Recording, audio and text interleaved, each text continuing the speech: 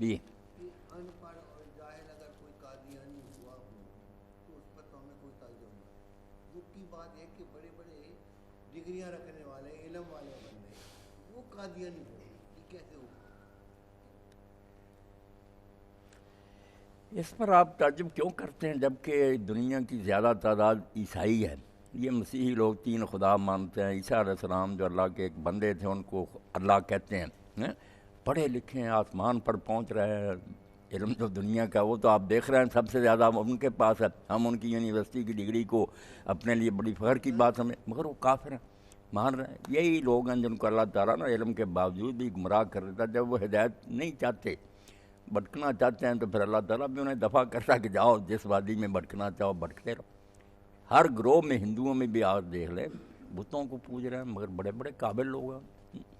میں یہ ظاہری علم نہیں نا فائدہ دیتا, نیت خالص ہو, اللہ سے ہدایت مانگے, اور چاہے بھی مجھے ہدایت ملے پھر ہی ملتی. یہ علامہ اقبال سے یہ سوال کسی نے کیا تھا. جی علامہ اقبال نے یہ فرمایا کہ جوہری جو ہے وہ ہر شخص نہیں ہوتا. عام آدمی کے لیے پتھر اور جوہر جو ہے وہ برابر ہے.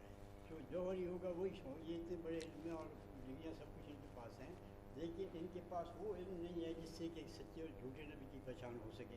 اس وجہ سے خود علامہ اقبال کے بھائیوں سے وہ قادیانی ہو گئے, سفر خان عزیز کے بھائی سے قادیانی ہو گئے, مولانا محمد علی جوہر کے ایک بھائی سے قادیانی ہو گئے. وہ اس لیے ہوئے تھے کہ پہلے جو ان کی سرگرمیاں تھیں باعث قادیانی کی, وہ عیسائیوں کے خلاف اور ہندوؤں کے خلاف تاریخ سنائی پر.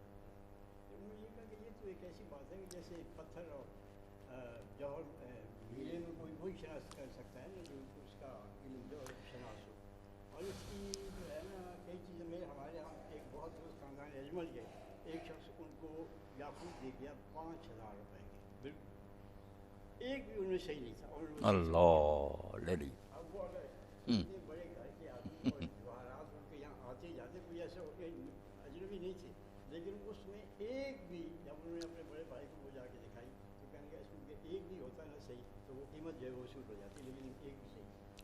اب بتائیے اس طرح سے جو ہے نا ہر آدمی جو ہے جوہری نہیں ہے. یہ اللہ تعالیٰ کی عنایت ہوتی ہے کہ ہمیں ایک لیکن وہ جو عرب تھے وہ تو امیین, اس معنی میں کہ وہ ان پڑھ تھے, تو ان پڑھوں کو اللہ تعالیٰ نے وہ سمجھ دے دی کہ وہ سمجھ گیا, لیکن پڑھے لکھے یہ ہے اہل کتاب دشمن.